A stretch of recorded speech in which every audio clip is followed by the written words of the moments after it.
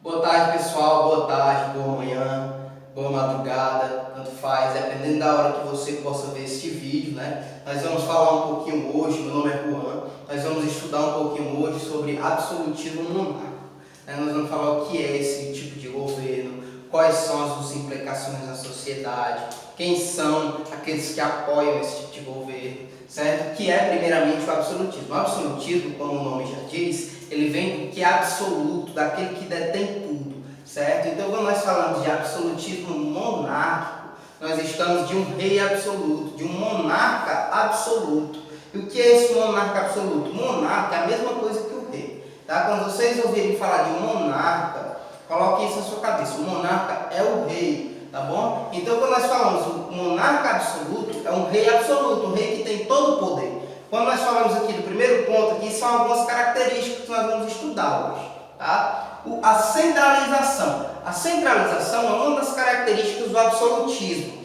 O poder está centralizado na mão do monarca, na mão do rei. É por isso que é o absolutismo monárquico. É o poder centralizado na mão de um rei, de um monarca, tá? E por que esse rei é tão absoluto? Por que esse rei tem tanto poder? Porque se acreditava que o rei teria dois corpos, um corpo físico, que é esse que também nós temos, um corpo que nós podemos pegar, olhar, sentir, e o corpo divino que vem diretamente de Deus, tá bom? Então, o rei era absoluto porque ele detinha esse corpo, principalmente esse corpo divino, porque o corpo físico todos nós temos. Então, o que diferenciava o rei absoluto, o monarca absoluto, dos outros reis, é que o monarca absoluto ele teria um corpo divino, a segunda parte do corpo, que era o corpo divino. E esse corpo divino, ele vinha para o rei quando o rei assumia o trono, tá? Quando o rei subia até o trono, teria uma cerimônia que caracterizava pela absolvição do rei ao segundo corpo, certo? Que era esse corpo divino que entrava no rei quando ele assumia o trono, tá? Existem vários tipos de absolutismo, pessoal. Absolutismo na França, o absolutismo na Inglaterra, o absolutismo na Espanha. Nós vamos focar hoje no absolutismo na França, mais precisamente com a figura mais impactante do absolutismo, né? Que é o Luís XIV. Esse Luís XIV é o mesmo que morava em Versalhes, esse palácio tão lindo da França. Você que tem curiosidade por monumentos, por instalações, pode pesquisar aí no seu Google, coloca Palácio de Versalhes. Você vai ver que vai aparecer uma arquitetura linda, fantástica.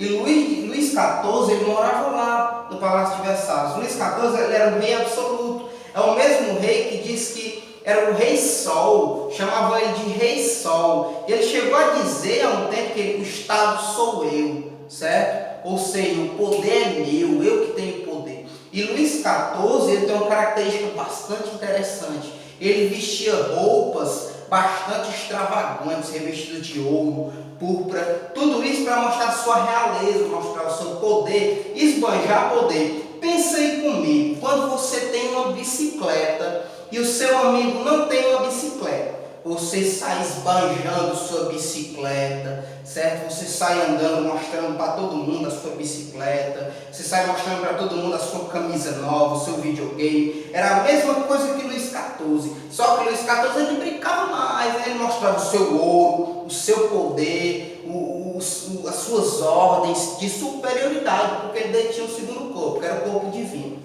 Tá bom? E dentro de Luís XIV nós temos alguns filósofos que apontam que é contra ou que é a favor desse governo absoluto e desse corpo divino. Na figura de Jacques Bossuet, nós temos um padre, um bispo que apoiava o governo absoluto, apoiava Luís XIV, fazia cerimônias enaltecendo a figura do rei absoluto, a figura de Luís XIV como rei divino. Tá? Em contrapartida, nós temos Thomas Hobbes, que escreveu um livro chamado Leviatã. O Leviatã era uma figura bíblica, tem lá em Salmos, fala sobre esse Leviatã. Então Thomas Hobbes dizia, olha, o homem é o lobo do homem, o homem ele preda o próprio homem, o homem é o predador do próprio homem, as mazelas do homem vêm do próprio homem, tá? O homem é o causador dos males do próprio homem. Thomas Hobbes pensava isso, e Thomas Hobbes também dizia que o poder ele emana do povo, certo? O poder ele emana do povo. E ele escreveu esse livro, Leviatã, mostrando o rei como o Leviatã,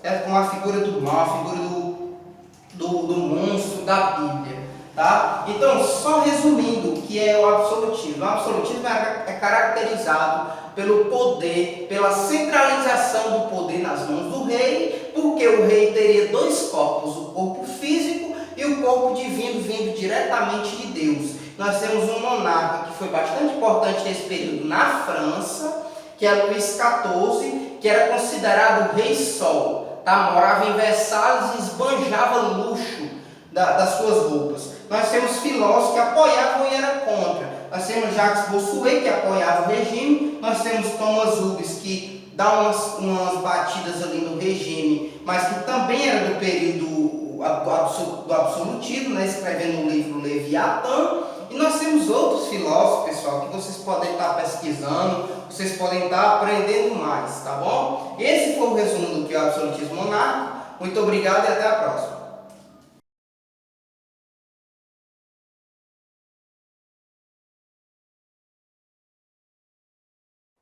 Bem, agora eu vou dar continuidade ao conteúdo. O Juan falou agora sobre o absolutismo e agora eu vou continuar falando sobre o mercantilismo. Bem, a gente vai entender um pouco como se deu o mercantilismo, o que é esse mercantilismo e as suas características. A gente vai acompanhar aqui pelos slides para entender um pouco melhor, com algumas ilustrações. Bem, o que foi, né, esse mercantilismo? O que é? O mercantilismo é um conjunto de ideias e práticas econômicas desenvolvidas na Europa na Idade Moderna, entre os séculos XV e o final do século XVIII. Essas práticas, né, elas foram desenvolvidas pelos reis com o objetivo de enriquecer a sua nação. Então, essas práticas ajudavam, né, e levavam ao enriquecimento, né, eles acreditavam sobre o enriquecimento da sua nação. Bem, a primeira característica que a gente tem sobre o mercantilismo é o metalismo. O que é esse metalismo? O metalismo era a crença no qual, segundo eles acreditavam que quanto mais ouro e prata uma nação possuía, mais rica ela seria. Então, eles buscavam investir sobre as navegações, né, sobre as colonizações. Então, eles iam em busca de várias terras, né, de vários locais para que pudesse colonizar e pudesse extrair o ouro. Então, vamos à segunda característica. Balança comercial favorável. Bem, essa balança comercial favorável, ela representa a exportação e a importação de um país, segundo o qual ele deveria se vender mais e comprar menos, ou pelo contrário, não seria favorável. Quer dizer, um país, né, segundo o qual eles acreditavam, ele deveria se comprar menos e vender mais. Então ele estaria positivo, né? Então existia toda essa ideia de que vamos vender, né? Vamos produzir e vender mais e comprar menos. A próxima característica é o protecionismo. Bem, esse protecionismo ele tinha um incentivo ao comércio e à manufatura nacional, protegendo-os da concorrência estrangeira com o aumento dos impostos sobre os produtos estrangeiros e favorecendo assim o comércio local. O que significa isso? Que agora o que é que eles iam fazer? Todos os produtos que estivessem vindo de fora para dentro daquele país, eles teriam uma taxa, né, de impostos e aí sairiam mais caros do que os produtos locais. Então, o que é que eles faziam? Se essa nação ela produz laranjas e se vem laranjas também de fora para dentro deste país, então o que é que ia acontecer? Automaticamente essas laranjas que vinham de fora seriam mais caras do que as laranjas locais, fazendo assim uma valorização do comércio local. E por último, o Pacto Colonial. O que foi esse Pacto Colonial? Bem, as colônias, né, nesse pacto colonial, elas deveriam comercializar exclusivamente com as metrópoles. Um exemplo aí que eu coloquei foi a do Brasil, né, que tinha como exclusividade, né, esse pacto, né, ela teve com Portugal, pois as colônias elas não poderiam vender ou comercializar, né, com outros países, a não ser com a sua metrópole. Quer dizer, eles vendiam para a metrópole vendia para o país, né? Então eles não tinham esse contato com a colônia não tinha esse contato com o comércio internacional, né? Então, e se a colônia precisasse também, né, desse produto, né, novamente, ela teria que comprar da metrópole. Então, eu vou falar agora sobre o próximo ponto, que é o mercantilismo e a sua variação no tempo. Bem, a gente pode perceber o mercantilismo, vou citar aqui em 3 lugares, né? O primeiro aqui na França, que foi no período do rei Filipe II, que foi de 1556 a 1598. Nesse período predominou o metalismo, né? Que foi a busca de acúmulos de metais preciosos impondo esse trabalho aos indígenas. Quer dizer, eles buscavam, né, colônias, né, na qual eles descobririam e explorariam esses metais preciosos, né, colocariam esses indígenas, forçavam indígenas a um trabalho, né, forçado para ter esse acúmulo de metais preciosos. Na França, com Colbert, predominou o protecionismo, onde o governo ele intervia na economia, né, como eu já falei, protegendo as manufaturas francesas. Quer dizer, na França, eles preservavam a economia local, como eu já falei anteriormente, valorizava com um preço mais baixo, né, sobre os produtos locais, e os produtos que vinham de fora, eles tinham as suas tarifas, os seus tributos, fazendo assim eles mais caros um pouco, né. E o terceiro, que é na França, com a rainha Elizabeth I, que foi de 1558 a 1603, onde ela adotou também o protecionismo a fim de incentivar esse comércio, né? Então ela incentivou incessantemente essa prática, né, do protecionismo e ela concedia ação de impostos sobre as mercadorias, né, sobre os produtos locais, para que assim tivesse uma economia local valorizada. Logo em seguida, para finalizar, a gente vai ver sobre a sociedade estamental.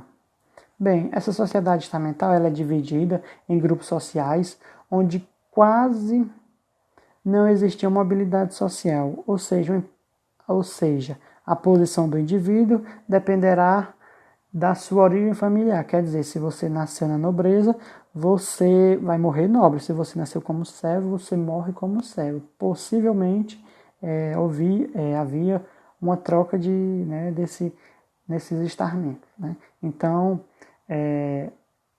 em cima a gente pode ver o rei, né, que comandava tudo, né? Abaixo a gente vê o clero, que o papel que tinha, né, os padres, os bispos, o papa, né? Então todos esses religiosos que cuidavam e que oravam.